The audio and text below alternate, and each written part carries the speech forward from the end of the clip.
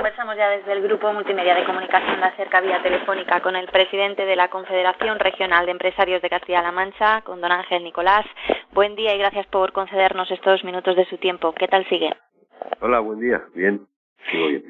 Al margen del asunto portada de todos los medios de comunicación en estos últimos días, que es evidentemente el del ébola, el otro gran foco de la actualidad a nivel nacional sigue girando en torno a esas ya famosas tarjetas opacas de Caja Madrid, etcétera. No sé qué opinión le ha merecido todo este asunto y qué conclusiones le lleva a sacar de primeras. Bueno, pues varias. Hombre, en primer lugar, la impresión que a mí me causa esto es de un saqueo, ¿no? Que me parece vergonzoso que gente tan importante y con tantos cargos de responsabilidad, y estoy incluyendo a los míos por delante, se puedan prestar a este tipo de cosas. Es decir, que reciban una tarjeta, que la utilicen y que ahí nadie pregunta qué pasa con eso. No solo no me gusta, me parece que es una actitud que teníamos que acabar cuanto antes con ella, ¿no? Eso así de entrada. De gustarme absolutamente nada. ¿Que debería actuar la justicia? Claro que sí, porque es que esto es una tomadura de pelo para todo el mundo. Y de los comportamientos que se han derivado de la aparición de esas noticias, cada cual está haciendo lo que cree conveniente, pero ¿cómo lo está viendo usted? Bueno, yo creo que todos, absolutamente todos, deberían dimitir de todos los cargos que tengan, no de uno a elegir, a ver, en el que menos me voy de este pero sigo en el otro. No, yo creo que deberían dimitir de esos cargos. Esto es algo tremendo, ¿no? Eso por un lado, pero es que aquí tenemos un órgano de control y tutela de las entidades financieras y de las cajas, que es el Banco de España, que ya estamos viendo no solo en esta ocasión, sino en otras muchas, que no está haciendo el trabajo que tiene encomendado. Es decir, que aquí durante 10 años puedan existir tarjetas opacas y que la gente esté disponiendo libremente hasta cantidades de 400 y pico mil euros. Eso me parece una auténtica aberración, que incluso alguno tenga el gusto de decir, oh, no, es que son solo 1.000 euros con 1.000 euros al mes hay familias que están viviendo y con menos. O sea que no hay que despreciar. Y bueno, pues yo creo que nadie ha hecho lo que tenía que hacer, porque si se hubiera controlado por un sitio y por otro, esto se hubiera detectado en 1 o 2 años, pero no 10 años después. A raíz de este caso se ha intentado relacionar de alguna manera, sobre todo esta pasada semana, pues así se ha visto en diversas ruedas de prensa, con el presunto uso de tarjetas de este tipo en la ya desaparecida CCM, que es un caso en el que por otra parte el juez Ruz pues acaba de anunciar nuevos pasos en las investigaciones de lo que pudo suceder en la gestión de la Caja Regional. ¿Puede haber alguna semejanza entre lo que pudiese suceder entonces y lo que se está destapando ahora? Nada, o sea, absolutamente nada. Esto fue la primera caja intervenida. Aún no se sabe muy bien por qué, porque no era ni mucho menos la que peor estaba. Pero después de haber ido viendo todo lo que ha ido saliendo de las otras cajas y otras entidades financieras, esto que ha pasado aquí ha sido una broma, comparado con lo que está viendo. Es decir, aquí es que se ha visto que ni los miembros del Consejo, ni siquiera el presidente, ni contrato blindado, no, pues es que el costo que tenía el presidente en el CCM era el que había, que superaba con poco los 100.000 euros al año y se acabó, y no tenía ningún contrato ni ninguna cláusula con blindaje. Quiero decir que y estamos viendo los saqueos de otras cajas. Aquí se han podido dar préstamos a quien no los ha devuelto, a quien no se podía dar préstamos. No lo sé porque yo no estaba y por tanto no lo sé, pero desde luego, hombre, ni ha habido saqueo, ni ha habido robo, ni nadie se ha quedado con nada que no fuera suyo. Por tanto, es que no se puede comparar de ninguna de las maneras. No se puede comparar.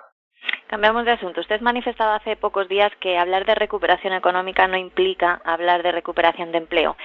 ¿Cuál es el proceso que nos debe llevar a ese fin último de la recuperación de puestos de trabajo?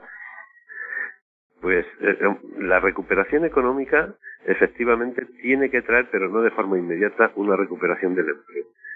Lo que ocurre es que estamos en unos momentos donde la recuperación económica es incipiente, pero aún puede acelerarse más. Y para eso hay que empezar a tomar medidas que permitan que ese crecimiento se acelere y sea mayor.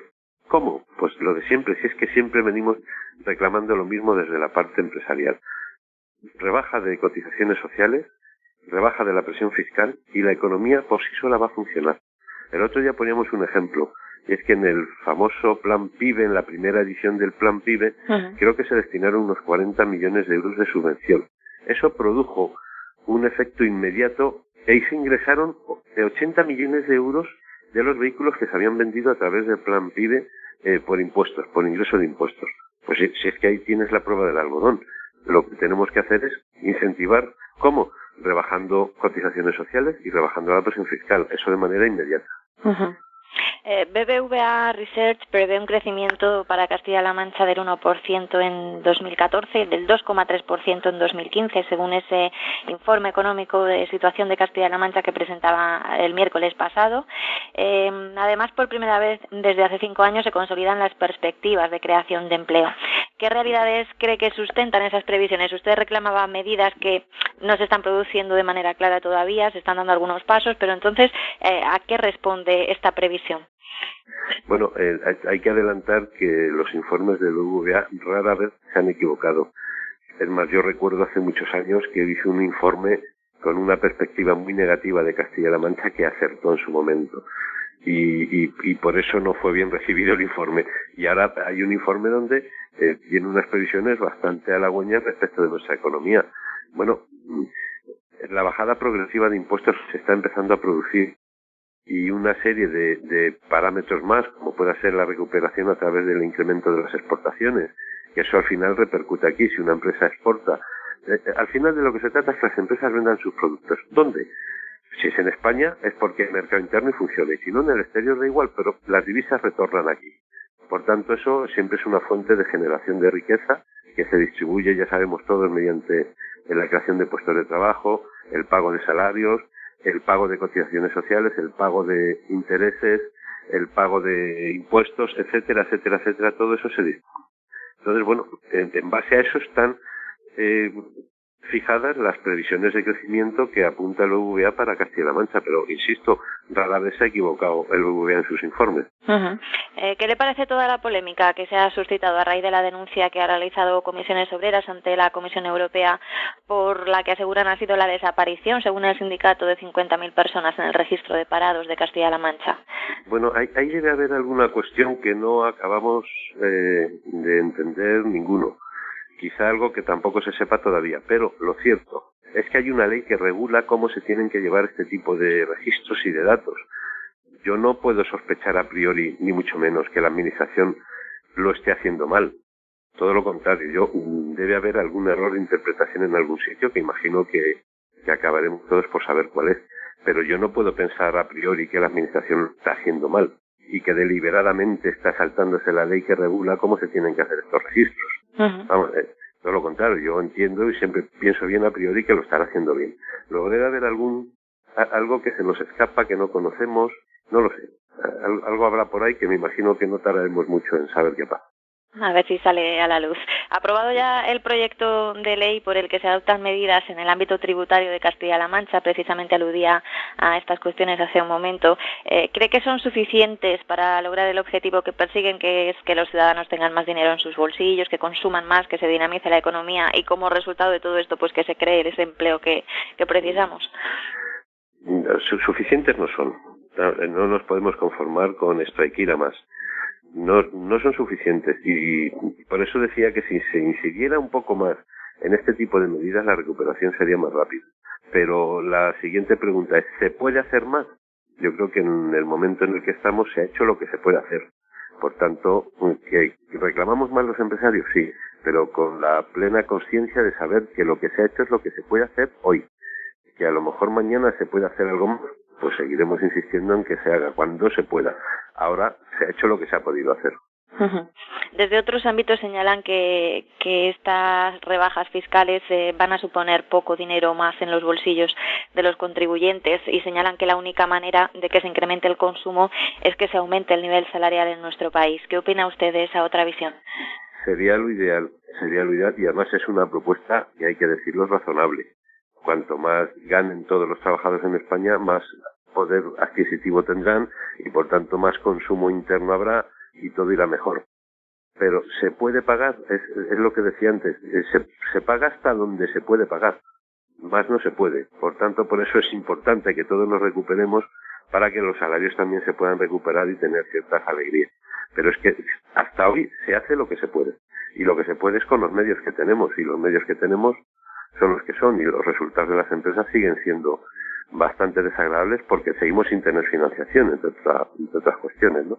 ¿De qué manera se podría articular ese aumento del nivel salarial? Quizá si las empresas tuviesen menos presión fiscal, podrían dedicar parte de ese dinero que ahora dedican a los impuestos al salario. Por ejemplo, cuando se dice, es que un señor gana 1.000 euros al mes. Vale, ese señor se lleva a su casa, para que todos nos entendamos, 1.000 euros al mes. Pero es que la empresa donde trabaja está pagando seguramente 1.800 euros por él. Es su coste real por tenerlo ahí empleado, 1.800, no los 1.000. Yo prefiero que esos 800 estén en manos de mi trabajador que en manos de la Tesorería General de la Seguridad Social, por poner un ejemplo. Bueno, pues ese es un ejemplo. Si hubiera menos retenciones, si hubiera menos cotizaciones sociales, que fueran a favor del trabajador, pues yo creo que nos iría mejor a todos, porque el dinero estaría en manos de los ciudadanos, no estaría en manos de la administración pública. Pero bueno, es un ejemplo de tantos que se pueden poner.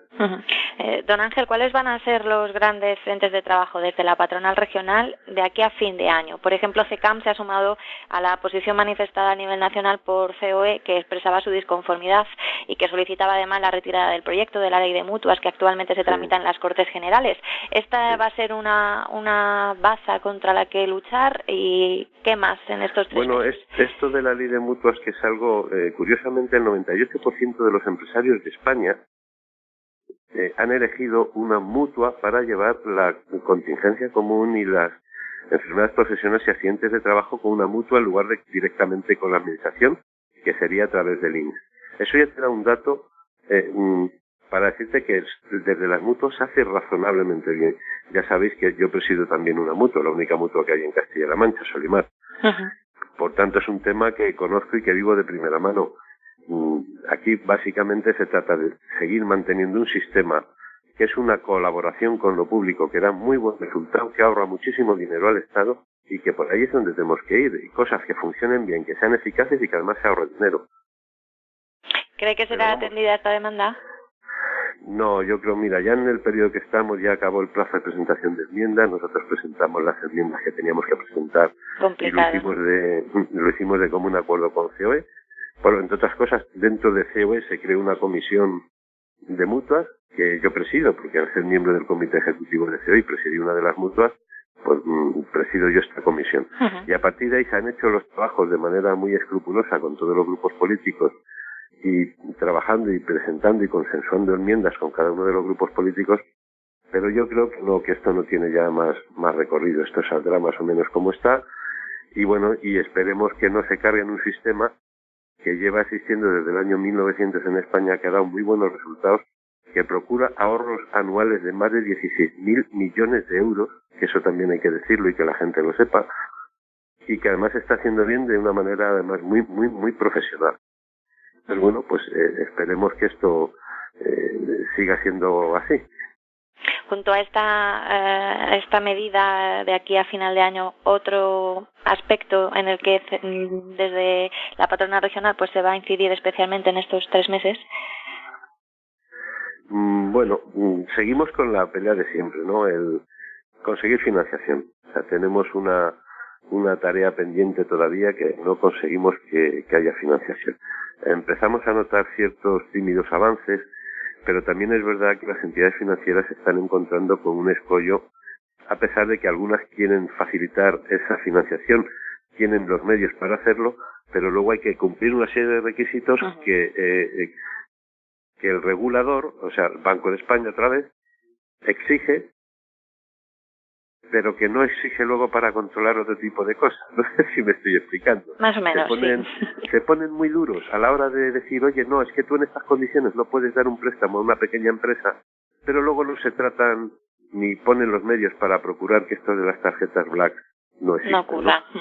Pero para que no nos den financiación sí están bastante pendientes. ¿Y por qué digo para que no nos den financiación? Porque las condiciones que el Banco de España exige a una entidad financiera para que puedan dar dinero a un pequeño empresario siguen siendo muy duras y no se corresponden con la realidad. Están financiando balances, y los balances de las pymes, nos podemos imaginar todos que a estas alturas están los balances, por entendernos, desguazados. O sea, no tenemos balance que sustente una operación crediticia, una entidad financiera. Porque no tenemos buenos balances, porque llevamos muchos años soportando pérdidas.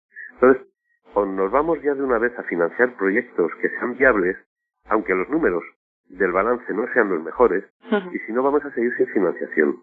Entonces, bueno, pues aquí debe haber una conjunción de factores para que la financiación vuelva donde tiene que estar, que son a las familias y a las empresas, sobre todo a las pequeñas empresas, que son las que no tienen financiación.